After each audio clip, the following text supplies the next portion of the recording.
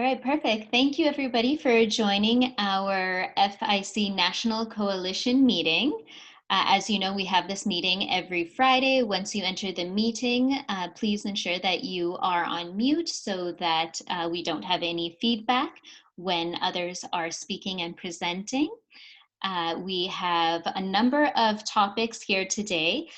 Usually we start with a government update, but we don't have Chris joining us today, and we don't have a large update to share with everybody. So I do want to let you know that we're going to move our government update to next week, where we're going to have a longer period for government updates. So what we're going to be doing is speaking about all our different lobbying efforts when it comes to our provinces, and it's going to be covered by our lobbyists next week. So grassroots public affairs is going to cover quite a bit on our topics on government lobbying.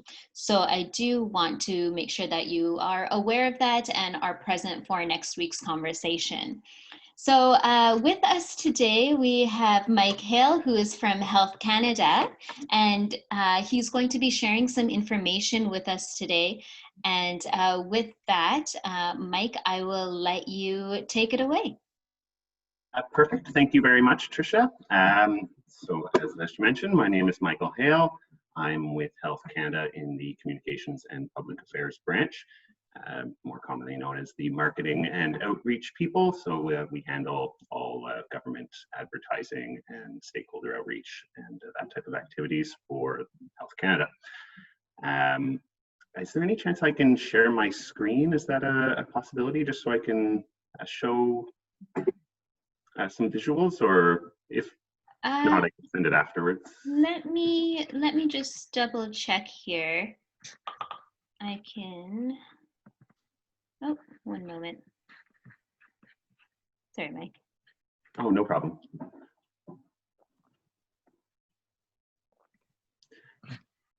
So what I'm actually here to talk to you about today, I might as well just continue in the interim, is I'm sure some of you have heard about the upcoming mobile application that the federal government is releasing in collaboration with various provincial and territorial governments related to the current pandemic that's going on.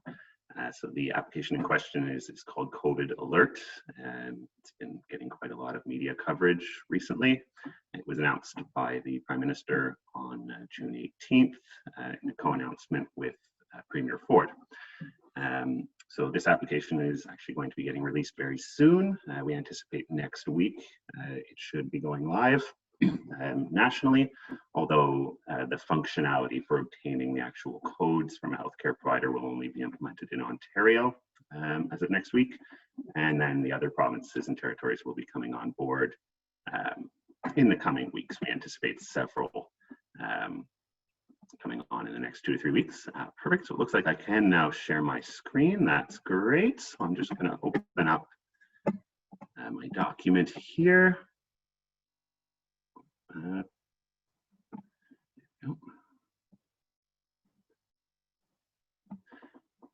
Okay, so as I had mentioned, it was announced on the 18th. The application will be, of course, free and voluntary to all Canadians who have compatible smartphones. The application was designed by Google and Apple, who developed the API. It was one of the first collaborations between the two groups. And then the actual application itself was developed by Shopify in collaboration with BlackBerry, and then completed by the Canadian Digital Services. So as I already mentioned, I'm a little off track, but additional provinces will be coming on board in the next couple of weeks. We anticipate the Atlantic region to be the next ones to come on board, followed by British Columbia, and then the remainder of the provinces in the near future. So I'm just going to give a brief explanation to everyone of how the application actually works. So it is not a contact tracing app, as I'm sure many people have seen in the news. It works strictly on a Bluetooth basis based on proximity. So it's not using any type of geolocation or GPS or anything along those lines. The codes are exchanged between the two phones if they spend more than 15 minutes within 2 meters of each other. and those codes are stored only on the phone itself. They're never actually shared to a public server for a period of 14 days.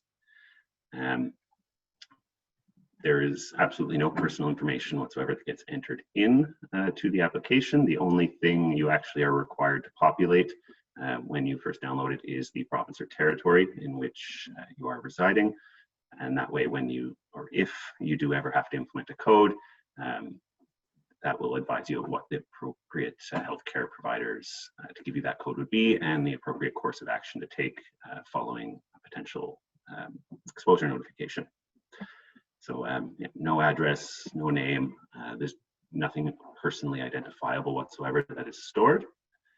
And then should someone receive a notification, so basically, for example, if I was starting to feel sick and I went to see my doctor and they gave me a code, I would then input it into my phone, and then anyone whom I have been in contact with for those criteria of 15 minutes, less than 2 meters within the past 14 days, would then receive a notification through their phone indicating that they have potentially been exposed. Because of course there's no certainty that they have. It's simply an advisory that you may have been exposed and that you should monitor for symptoms and contact your local healthcare providers for further guidance should you, of course, start to feel ill or whatnot. So at the federal level, we're going to be implementing a fairly large-scale marketing campaign, originally launching in Ontario next week, and that will be then rolled out to the various provinces and territories as they come on board with the program. We're also doing stakeholder outreach and working with partners to try and amplify our messaging as much as possible. So we've had meetings so far with the Retail Council of Canada, many meetings with Apple and Google, Bell Canada, Rogers, the various telecommunication companies, individual retailers such as Loblaws and Shoppers Drug Mart, healthcare providers. And the list, it continues to grow on a daily basis. So in essence, we're trying to get as many industry members, especially for industries that are now starting to open up in situations where physical distancing may or may not be possible. We're reaching out to these potential stakeholders to encourage them to share messaging, be it on screens in their facilities or via email to their members. And we identified gyms and the fitness industry as being a possible partner for this, in that they are reopening soon, or at least I guess that depends on which province, but some of the provinces will be reopening soon, and given that physical distancing may or may not be possible in some gym situations, the advisory of a potential notification could be a benefit. So we've developed a wide range of creative materials. Here's a sample of some. They're all available in both official languages. Most of them are unilingual, but we do also have some bilingual ones, which you'll see shortly. We also have them in all the different formats for the common social media platforms, so Twitter, Facebook, Instagram, banner ads, all of those things. And should anyone want specific formats, of course, we can also make those. We do have some video assets as well, which will be available for anyone who would like to share them. They're fairly simple 30-second type clips, basically just explaining how the application works and how it protects user privacy and that type of thing. So here's a couple of examples of the bilingual creatives that I mentioned. These will start appearing in transit and digital out-of-home spaces probably next week as well. So yes, as I mentioned, we would very much like to encourage people to help share our messaging for this. It is, of course, everything is strictly voluntary. There's no obligation for anyone to use the app or even implement a code should they receive one. It's really just a matter of attempting to advise and mitigate the spread of the virus as we're now starting to reopen the economy. And so yeah, that's our main goal, shall we say. Did anyone have any questions? Thank you, Mike. And I believe there is a question here in the chat box from Blake about The question here is, does the app tell you where you might have been exposed or just that you have been exposed? And it will not tell you where, so there's no location data whatsoever. That was implemented so that there would really be no possibility of identifying who potentially exposed you. So for example, if you were told, you were exposed at the store, or say, at a specific location, you could narrow it down to who may have exposed you to that. So it'll really just tell you that sometime in the last 14 days, you were within 2 meters for a period of 15 minutes. All right, thank you. There's another question here that says that from Dino, that he's interested in the signage of this app, as it could be a good way to use as damage control. And in the unlikely event that there's a fitness center outbreak, where would they get print material? Print material, we can most likely make arrangements for. We don't actually have any print material available at this exact moment. We're still finalizing all of our creatives. So anything digital we can provide as of next week. If people would like things in print format, we do have print-friendly products. We're developing infographics and whatnot that will all be available should someone wish to print them. But I can certainly flag that there is interest in receiving printed material by mail, for example, to try and make that an option. And Mike, how do you see the fitness industry working in partnership with this app? Is there anything that we can do that you see us working together with? Because we do want to make sure we have a good relationship with Health Canada and support each other. So we'd really like to know what we can do in order to make this happen. Yeah, well, thank you. Well, my initial thoughts were that a lot of gyms do have screens in place, so that, if possibly some of these creatives could be included in a rotation, perhaps on the screen, or I'm not sure if you do a video rotation or something like that, but we could certainly provide a video asset. So that's kind of one of the things we were considering.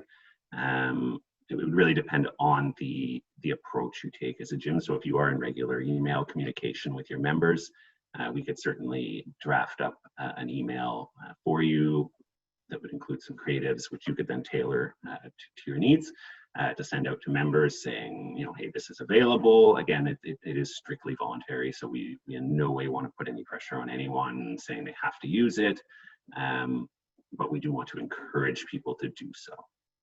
Yeah, absolutely. And there's a comment here as well about making sure that, and it is a nice partnership for the fitness industry to be in line with Health Canada to show that we are doing our due diligence and making sure that we are accountable for the health of our members. If anybody else has any questions, I think Samantha has a question here. Does the section about help preventing future updates have some health tips? Can we add physical activity and benefits to that? Well, in essence, we can provide you with the working files. So if you had wanted to add some additional messaging to it, that would be fine, as long as the main core message does remain in terms of, help prevent the outbreak or protect your community, that type of thing. But we have provided the working files to Loblaws so that they can tailor it to their specific audience or their specific clientele. Great. And Mike, is there any type of way that if we do tailor it, do we need to go through our messaging with you once again to make sure that it is appropriate with what Health Canada is in line with? We would appreciate seeing it, yes, especially if it is going to include the Canada word mark and the Health Canada branding. We would want to see it in that case. But, for example, if you're including our messaging alongside your own, in that case, we would not know. It's only really if you're going to change our specific creative, because it has the Canada word mark and the government branding, we do need to ensure that the consistency of our messages is there. And so Health Canada, just to make sure everybody is on the same page, is okay with us using this in line with the promotion of physical activity and that idea of physical activity and Yep. promoting that along with this. Okay. Yep. There's another question here. Is there any integration with the Trace Together Alberta app? There is not, but we are in talks with Alberta, and last I heard, it sounded like they were open to coming on board and using the COVID Alert app, because initially there was a very fragmented approach. Each province was developing, or not each and every one, but many provinces were developing their own applications, and they would not have spoken to each other, which was kind of a major issue, which we identified, and especially for cities that are close to the border or provincial borders.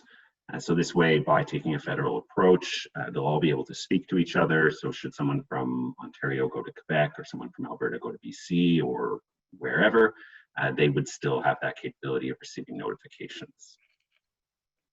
All right, great, thank you. Any other questions from the group for Michael here?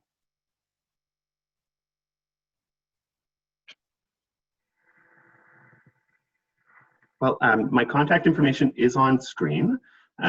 So if you do have any questions or anything you would want to address with me directly, do please feel free to make note of my details there, and I will be happy to set up another call or communicate via email or whatever is most convenient.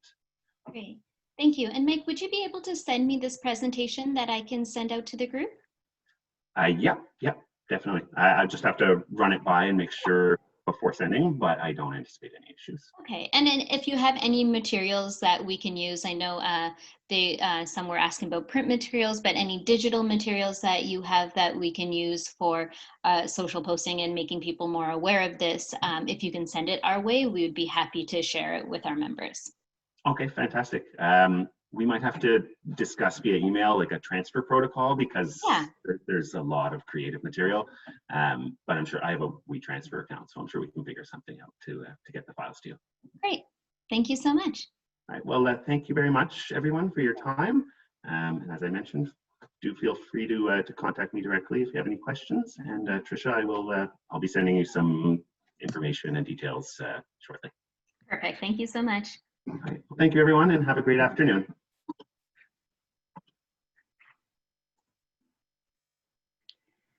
All right.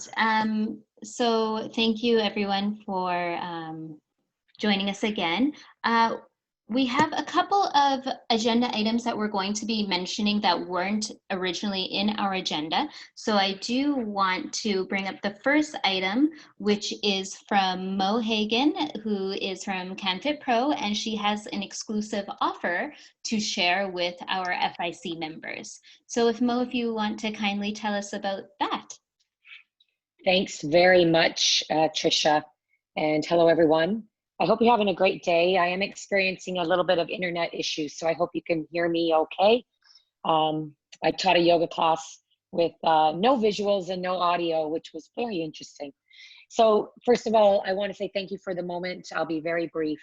On behalf of canfitpro, we wanted to extend an exclusive complimentary all-day experience with you at our upcoming canfitpro 2020 virtual series. This is an exclusive experience to spend the day with Emma Barry. Emma Barry is a global fitness authority, a featured speaker at canfitpro, and she will be presenting the one-day masterclass entitled Build a Badass Boutique. Now, this masterclass is starting to be presented all over the world. This will be the first time in Canada. We've already experienced some great testimonials from some of you already about the benefits of her book. And Emma has graciously accepted to present this masterclass on Saturday, August the 15th, from 10:15 to 5 p.m. Eastern Standard Time. This is an opportunity for all of you that are club operators and owners, boutique and or studio operators and owners to join us. You will receive alongside the complimentary training, a 100-page ebook entitled by the same masterclass. She will be focusing her efforts based on the recent publication of the book on how to both build and rebuild. And all you need to do to RSVP is to email business@canfitpro.com. That is business@canfitpro.com. And in the subject line, write, "I'm a badass." That's her words, not mine. Trisha will be sending you out the details of this exclusive training, along with a special message from Emma Berry. And it really is something that we'd love to extend to you to help you all, to engage you in a national conversation and to help you in the rebuilding phase. And we'd love you to be part of that. If you want more information about the virtual series, you can always check that out on our website, canfitpro.com or canfitpro2020.org. And I want to thank Robert Robinson, who is on with us today somewhere in the gallery. He was able to put this together for you, and we'd be really excited to have you part of this. So thank you for allowing me to share that. There's Rob. Say hi, Robert. He's smiling. So thanks, Robert, for putting this together quick for me today so we can get it out to all of you. So stay tuned for the information. Take action right away so we can all spend Saturday, August 15th together. Thank you, and back to Trisha. Great, thank you so much, Mo. And what a great opportunity. Emma Berry is an outstanding presenter and quite an inspiration in the industry. And the fact that CanFitPro is offering this complimentary session to our FIC members is incredible. So thank you for that.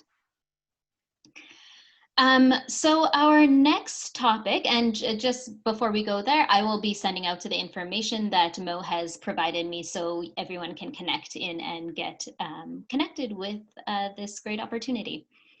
The next thing I do want to bring up before we go on to our provincial updates is a concern that has arose, and this is about the concept of being united in the industry. Now, for the last 5 months, Fitness Industry Council of Canada has done everything in our power to bring this industry together. We have worked very, very hard with all of our members and our provincial council and our board members in order to unite the industry, in order to make sure that reopenings are possible, in order to make sure that our lobbying efforts go through, and we are continuously helping and supporting everything, each other, and making sure that fitness is recognized as being something that is essential for an individual's wellness, their health, and both their mental and physical health. Now, the issue that has arose is the fact that there are members who have put out notifications saying that the concept of fitness is not essential, and stating that health could be essential, but not fitness, without putting in the context of the definition of fitness being the act of being physically fit and healthy. So it is connected to health. Now, the issue around that is the fact that it demeans all of our efforts, all of our lobbying efforts, all of our reopening efforts in order to connect us to the public. And we have been working so hard as an industry as a whole to ensure that we support each other, we support the health of our nation and our members.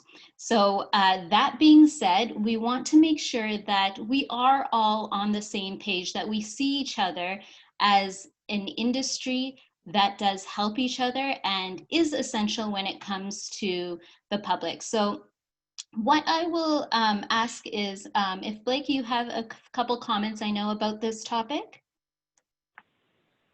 Yeah, I brought it forth as a topic, and I just wanted to, for several of the groups on this call that are, more on the online fitness, I don't think it, and the actual article that was posted was from a guy named Matt Tobe, who posted an article with the exact title of "Fitness is not an essential service." it was a self-promoting article that talked about the fact that, you know, bricks and mortar type fitness is no longer, you know, essential and shouldn't be essential in the same ways that restaurants and bars, you even mentioned bars, are. So I just thought it was a really one-sided and a very, you know, it just looks awful in the industry when we have people posting stuff like that, and I think it needs to be called out when it happens. And you know, I'm actually really hoping that Fitness Industry Canada can work to have him retract that article. Lots of people just read headlines, and at the end of the day, you have people in the health and fitness industry that are posting stuff like that. I think it just really ruins the credibility of the industry, and especially when it's done in such a self-promoting way. And I think we're all in this together, whether it's, you know, your company is an online content company, or if it's a bricks and mortar studio or big box business.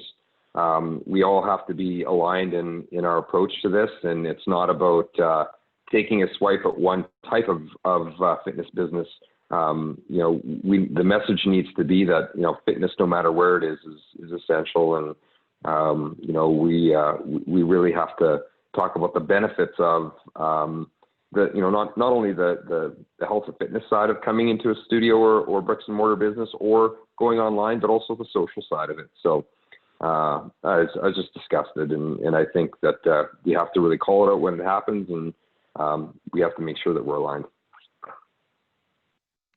Thanks, Blake. The one thing I do also want to mention is that if you are somebody who is connected with FIC as our members, as a provincial council member, as a board member, it is essential to recognize the fact that you are a representative of this entity. So it is appreciated if you do mention FIC in a post, that you know that it is something that FIC is going to be supportive of, because if we are the ones who are connected with no, we shouldn't be essential, or we shouldn't matter, Trisha, then that is a problem.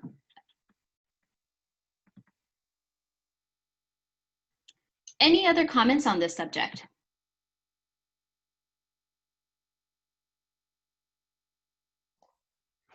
In the event that, are you going to notify who shared, or I'm not exactly sure what happened, shared or liked, or this, just in the event that maybe they weren't aware? I don't think that I did, and I'm not saying we should call anybody out necessarily in that regard, but in the event that it was an accident, I'm just now thinking, have I done this? Obviously, I think maybe other people are as well.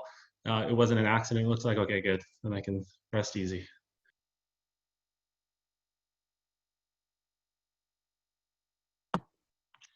Hi, Carl. So the person who did post this article, as Blake mentioned, Matt, we are going to be connecting personally in order to define what the purpose was of this, and to ensure that the backlash of what this article could entail, and just make sure that they understand what the repercussions of something like this is, because it was created as a style of clickbait. When you see the title, and when it is, and these days, like Blake has mentioned, people look at titles and they might not read the actual article. So it is harmful to our industry when the article is stated as fitness is not essential, or should not be essential, right? And Dino, you'd like to see the post so you can comment on it on your socials? Sure. We will share the article here just so you can be aware of it. Yeah. Any other comments on this note? So just kind of an overarching, if you are representing FIC, we are hoping that everybody on this call is supportive of our industry as members of our industry. So we would really like to make sure that we are united going forward, and making sure that our industry survives this, because it is a very difficult time for us. And we need to be able to make sure that we are seen as important. So if you have any further comments, feel free to share them in the chat box and we can review them as a group. Yeah, just Trisha, sorry, just quickly. This goes back to like what we've been talking about for the last couple of weeks about getting some positive press moving in that direction. So I know there still hasn't been too much that has moved that way. I did write a press release. I think we're just getting it reviewed right now. That at least tells a little bit more of the story of what this group has done and how this group has come together to put these guidelines together and put Canadians' health and safety first. So hopefully I'll be able to get that out. And we just posted this morning the gyms versus grocery stores, like why gyms are safer than grocery stores in sort of a comparison.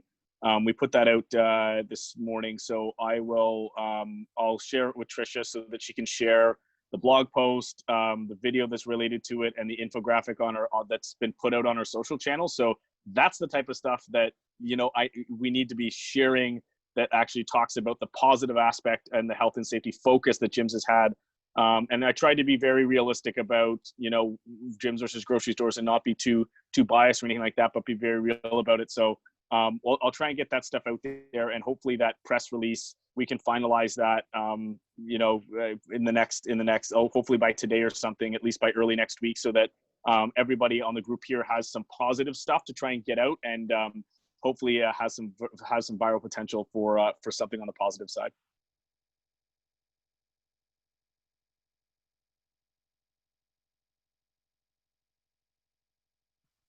Thank you for that, Nick. And in the last few weeks, we definitely have been working on making sure that we do have positive outlooks over social media and making sure we are connecting in a positive way. So we really do want to make sure that we go that way and show everything that the industry can do.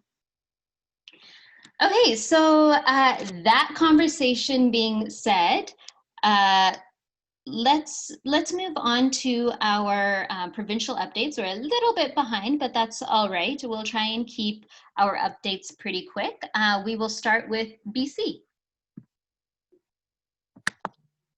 I missed last call, so I'll hop in if you don't mind. Is Jeff on the call here? Maybe he is. I'll just start. I just wanted to share a resource that I've been working with our team out at Club 16 in terms of the possibility of staff contracting COVID-19 and the process in British Columbia. So I'm just going to share that link right now. It's very clear and walks you through the process and the steps in British Columbia anyways, as to if you have a positive test from a staff member, what the steps you need to take and who's going to communicate with you and who to communicate with. In British Columbia, and I think most of Canada, we've seen an uptick since businesses started opening. In BC, it's the same. And so when we first opened up on June 1st with Club 16 in particular, we were having maybe one staff member a week get a COVID-19 test. I'm notified by the time they get the test, just because of possible contact with somebody with COVID, not necessarily that they had the symptoms or anything, or they did have the symptoms or thought they had the symptoms. So there's about one test a week, and now we're probably at about one test every two or 3 days. So there's definitely an uptick in the amount of testing going on, which is obviously a positive. But you know, we had a fitness club. I wish I was on the call last week. I don't know if you guys talked about this, about 10 days ago, I believe, in British Columbia, that had somebody who had COVID-19 that was confirmed to have been working out at this facility in British Columbia. And I don't want to name the business, but they clearly did a tremendous job of distancing, hygiene, and protection, because that business wasn't shut down. Staff were able to continue working unless they had symptoms. So very proud of that business for sure, and that club in particular for being responsive, notifying the members via email who could have been in contact as well. So it's going to happen, right? Like we talked about this a couple of weeks ago. There will be a situation, just like any business, where you know, a staff member may contract it or a member will have it. So just be responsive and be prepared to respond in the right way. And my experience has always been dealing with health authorities, Fraser Health, WorkSafe BC. Really have them on your team when you're communicating with them. You can be nervous, you can be anxious, you can share that with them as well. But also, don't put yourself in a position where you're challenging some of the things that they're saying, right? They really want to work with us, we want to work with them. And so I would review, oh, that link doesn't work. You're a liar, Jeff. You're a liar. Okay, I'll try to get the link going here for you guys. But yeah, review the link. My whole management group has reviewed it, and yeah, I'm confident Mo knows the company I'm talking about right now. But I reviewed that case with our whole leadership group because, you know, if you're a business that you're doing the right things and there's a case in your business, there's a smooth transition to this all, right? If you're doing the right things, if you can prove it, if you have a COVID plan in place, if your staff are educated, if you have documentation, hygiene practices, all of those things in place, the health authorities are going to see that. They're going to advise you what next steps to do, and then you can continue business as usual. So I challenge everybody to make sure that you understand what the steps are. There you go. BC, unless you guys have questions. Great, thank you, Carl. That's great. And I'm glad you covered that. We did talk about it last week, but it's always nice to keep that as an ongoing conversation. So we do make sure that we are aware of it. Jeff, did you have anything to add? I think we're okay. Nope, I'm all good. Perfect, thank you. Alberta, Blake, would you be able to do a quick update on Alberta? I can. There's not much to update other than I can actually speak to a couple things. So we're still sitting at a 3-meter rule here. Scott and I had asked the Minister of Economic Development 3 weeks ago to, as of the end of July, potentially look at the number of COVID infections or noted COVID infections from studios and fitness businesses, big box, and if there were no, bad situations or outbreaks that were the result of a fitness club, to potentially look at reducing that to 2 meters. I know we're following up with them. I think we have a call scheduled for the first week of August to have that discussion. There has been some instances here of staff.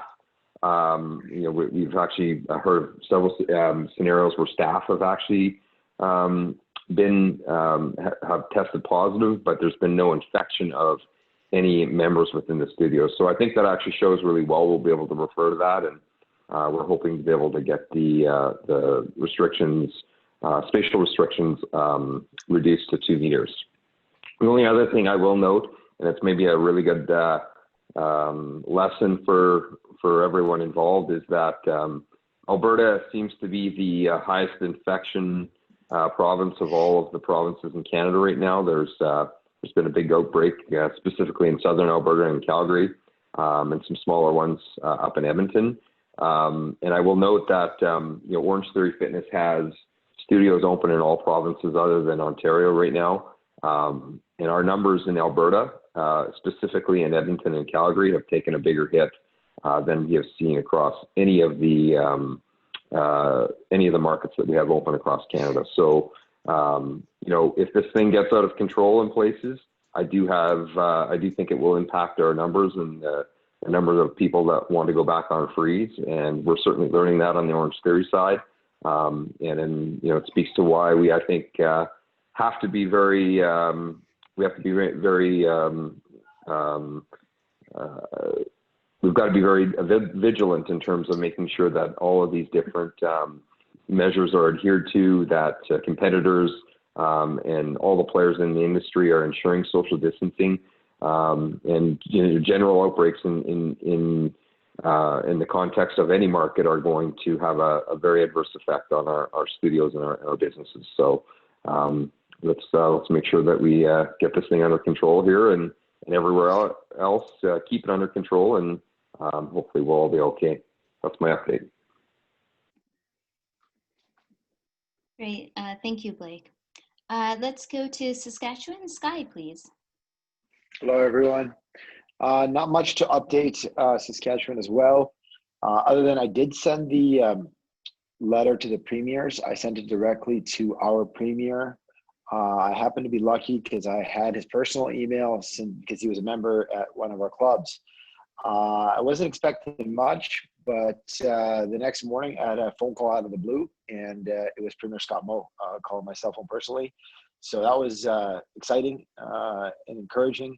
We talked about two things, that fitness is essential, and that when and if the second wave hits, that he considers not shutting down gyms. He wholeheartedly agreed. He said, "I think you guys do a really good job of cleaning up and disinfecting and being able to manage the different aspects that need to be managed." And that was coming from him, not from me, which was great. And the other one was SECRA. I continue to push hard on SECRA being expanded a little bit. In my personal situation, we have 4 big box gyms. 2 of them don't qualify because the rent is more than $50,000 a month, although our revenues are less than 20 million. And I know there are a lot of people on here whose revenues are more than 20 million, so I push for that as well. He fully understood. He fully understood that we actually need more help with somebody who has a smaller rent. Promised to bring it up with his Minister of Finance. Also told me that when Mr. Monroe was putting this together, he chatted with the different provincial finance ministers, and in particular, the Saskatchewan finance minister warned Mr. Monroe that SECRA she did not think it was going to work, that it was full of problems. And what he told me is Mr. Monroe has reached out to the finance ministers of the provinces and said, "Hey, we need help with SECRA. Can you please help us out and tell us how we can fix it?" So I hope we get to hear more about that next week, Trisha. But all of those things were encouraging, and he's definitely got my vote in the next election. Great. Thank you so much, Skye. And it's nice that that letter that we wrote actually has some good connection and you're able to send it out and get a response from it. So that's wonderful to hear. Thank you, Trisha. Let's go to Manitoba. Okay, so not much happening here in Manitoba, aside from the fact that we went for a long time without any cases, and now we're up to almost 60. Despite a huge jump in cases here due to some small localized outbreaks. We are moving into phase 4 of the reopening strategy here in Manitoba. They're opening things like the casinos are opening, we have bars opening. If you guys saw in the news there, we're going to be a CFL hub. So it looks like we're getting a lot of action happening in Manitoba. Saying that, they've actually kept everything exactly the same for fitness centers. So no changes in occupancy, no changes in any of the distancing practices. I think that from what I can understand with the way our health administration works, is they haven't quite clicked on the benefit we have to offer for society. So I keep pushing, especially on the socials. They're very big on social media, so I'm really trying to push. They're just trying to reinforce that we are very essential, we're important, and that's why I asked for this article. I think we really need to be providing our own content. You know, if something like this can gain traction where they're using it for personal benefit, saying things like gyms aren't essential, we should have rebuttals. We should have our own, what do they call that, blog posts, right? Like, why don't we have somebody in our organization create a blog post that counters every point that he brings up in there? I haven't read it yet, but I fully intend on countering every point that he's made with sources, because I know the information exists, and that type of thing should gain traction, and it should come from FIC. And one of the things I noticed with FIC is we tend to reshare a lot of other organizations' content, but we should actively be trying to create our own content. So I think that that's what we really need to do, is anyone who has the time or the knowledge, create content that reinforces that we are essential, that we do provide a health benefit, that we should stay open.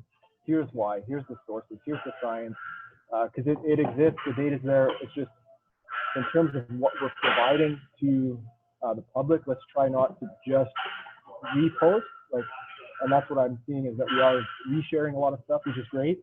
That helps our case, but we should be providing our own fresh content because that's what's key. People want to click on things that are new. So that's what I'll be focusing on this week before next meeting, is trying to make some content. But other than that, in Manitoba, things are pretty much the same. I think they're going to stay the same for a while. But it does look like if we get another wave, I don't see them closing anything, to be honest. I think they're really driven towards keeping the economy going here in Manitoba, which could be good for us. But yeah, other than that, I just want to say one thing about Secra. I only own one club, my own business. But what I did as soon as we closed is I put a stop payment on rent payment. I don't know if that was possible for any other clubs to do that, but it has provided me leverage against my landlord, which is a very large corporation, to push back and say, I want you to apply for the Secra, and then we'll determine what is a reasonable amount of rent for this downtime where I had zero revenue. And that has worked, where I've seen other businesses are now trying to get money back, which puts the power in the hands of the landlord. So I don't know if we want to make some kind of a strategy plan for members who own gyms or fitness centers in terms of what you can do and what is advisable if we do get shut down again. So that's pretty much it for me. Great, Dino. Thank you for that update, and great that you are thinking about creating a rebuttal post of your own, and happy to look at it when you do. So let's go on, and we can speak to Ontario if somebody from Ontario wants to talk to us about what's happening there. Yeah, I think I can take this. I don't see Mary or Chuck on the call either. I mean, more progress in Ontario today. Another group of gyms were able to open. So now it's everywhere except for the GTA, Peel, and Windsor-Essex are the only three that are remaining. And we're expecting, or I mean, hoping/expecting to hear Monday or Tuesday that they'll give the go-ahead for stage 3 for those remaining areas. So that would mean that Ontario is fully open. It's just those areas that aren't as of today. So that's positive. I mean, the caseload here is kind of fluctuating a little bit. We're seeing a few spikes specifically in that Windsor-Essex area and in Ottawa from some things. But so we're hopeful that you know, they follow the pattern they have followed, and they go sort of like 1 week at a time for each region, and that would have us fully open there. So that's really positive. We did have some traction. I don't think Chuck's on the call, but Chuck was able to speak directly to Premier Ford and bring up the issue of the 50-person limit and how that doesn't make sense for certain clubs that are of a big size that can have properly social distance. So the FIC guidelines have gone directly to the Premier's office, as well as his plan from Movati, so he can see what a big club is doing, and it's gotten very positive feedback so far. So there's some traction on that. We're hoping to see that might get moved or rescinded before the announcement before next Friday for the GTA, and that bigger clubs can not have that 50-person limit. But the best thing that anybody who's in Ontario, who's on this call, who's hearing this, and if you haven't been on the Ontario Coalition calls, file your plans with the government. Apparently, we heard from another source that the government is reading all of these plans, and the more that they're seeing consistency through the fitness industry of what people are doing, the more it's positively reinforcing how far the industry is going here. So just people in Ontario, you know, please, if you haven't yet, do that. Even if you're well within their guidelines, it just helps to see the level by which clubs are doing it, and they are reading them, and they are paying attention, and they are making notes, and they are passing them to their public health people. So that really helps the case for the industry here. To the other point that everyone's making, I mean, I know I'm kind of harping on the same thing here, but we should be creating some content video-wise next week, talking about what gyms are doing in Canada in general, like what some of those guidelines are. I'm hearing a common theme here from people that maybe we can create some other content that's focused on, like, you know, why fitness is a health benefit, like what makes the argument for the essentialness of it. That, again, like that blog post that we put out today and the social post, the infographic, I think has a lot of viral potential. If everyone can share that, it's just like, look at, this is why gyms are safer than grocery stores. I've talked to a few gym owners who have used that similar analogy, and I know I've used it with a bunch of people. And like, as soon as people hear that, like, oh yeah, I had no idea how much, how much gyms are doing that is more and above what like regular grocery stores and retail stores are doing. So hopefully we can get some of that stuff going. And I'll just harp on everybody again that, let me know if you can take some time to hop on a Zoom with me and get some video content.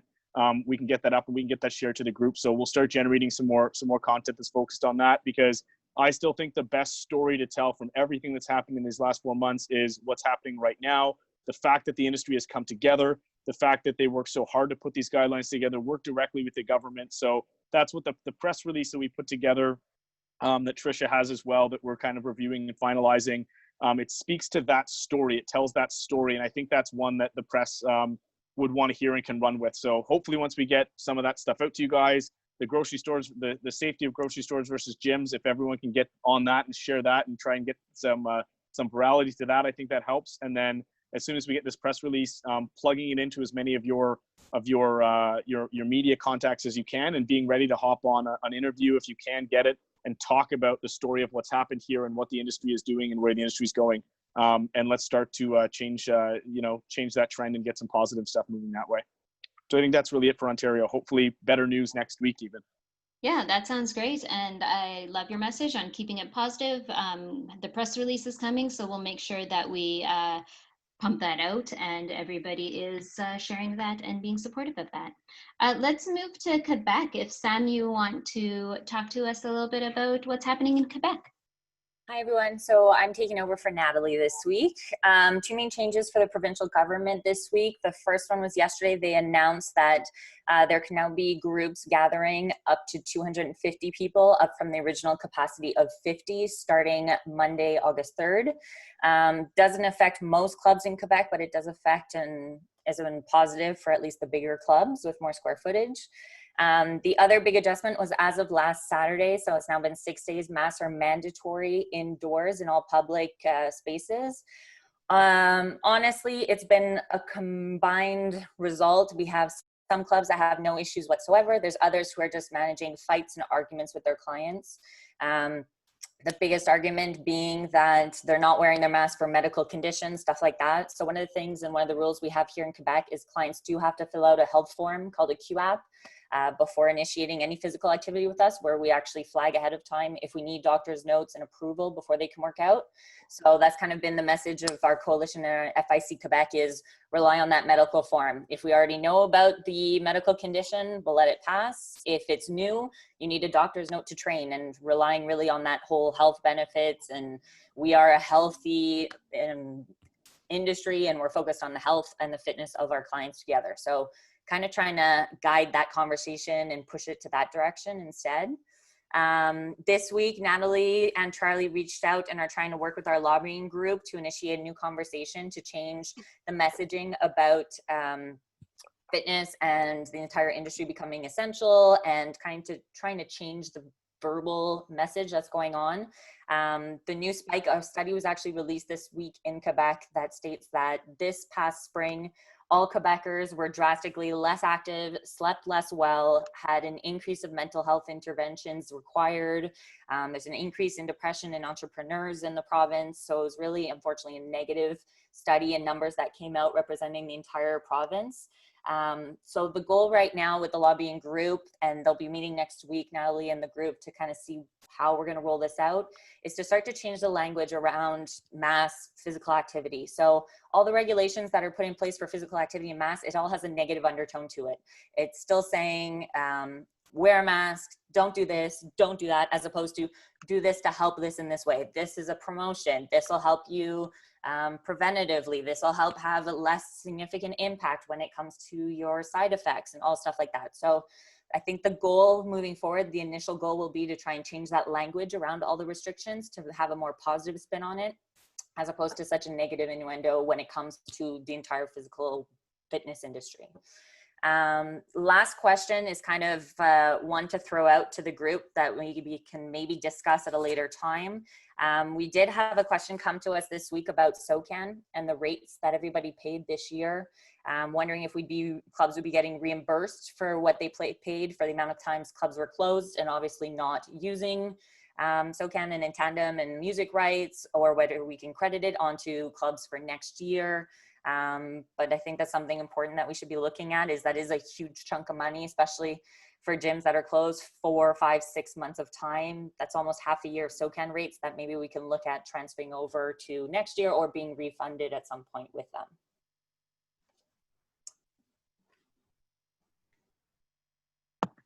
Great, thank you, Sam. And that's definitely something that FIC is going to connect to SOCAN about, as well as in tandem, and making sure that they know what the situation is of the industry. So we will be talking to them a little bit further and hopefully have some more updates in the coming weeks. I don't see Rob for PEI on the call today. If I'm wrong, just give a quick shout, but I don't believe he is on right now to give us a PEI update.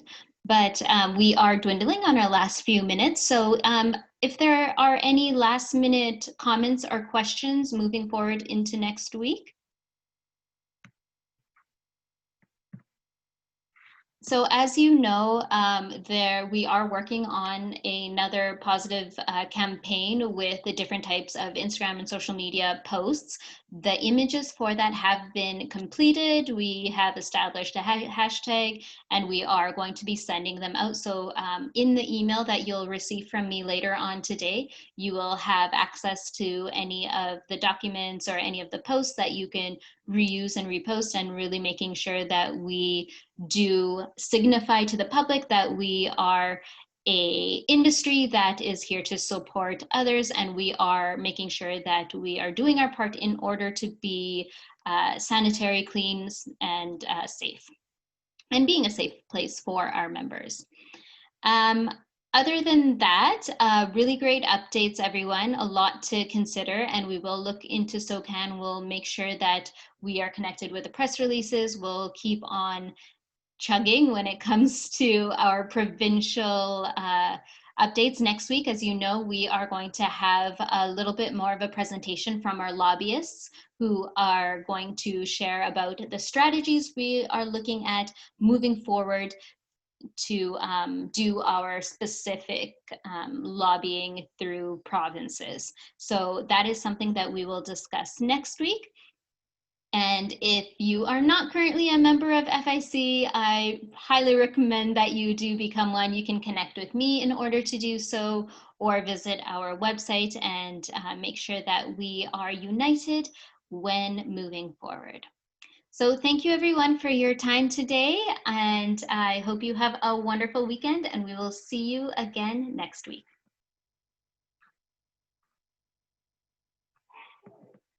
Thanks, Trish. Thank you. See you later.